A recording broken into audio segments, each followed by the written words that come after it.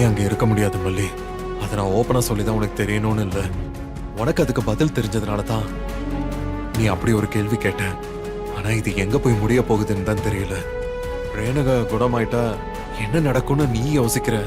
அவ குணமானாலும் குணம் ஆகாட்டாலும் எனக்கு நம்பிக்கை இருக்கு மல்லி.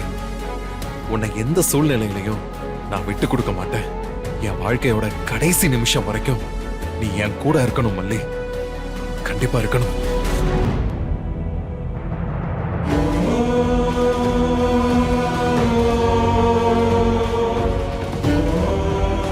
நீங்க தூங்கி இருக்க மாட்டீங்கன்னு எனக்கு தெரியும்.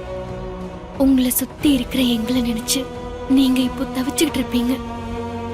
கவலைப்படாதீங்க. என்ன நடந்தாலும் சரி, என்ன பத்தி நீங்க கவலைப்பட வேண்டாம். நீங்களும் வெண்பாவும் நல்லா இருந்தா அதுவே எனக்கு போதுங்க. உங்க பொண்டாட்டின்னு உரிமையா சொல்லிக்கிறதுக்கு எனக்கு வெறும் 2 நாள் கூட முழுசா கிடைக்கல.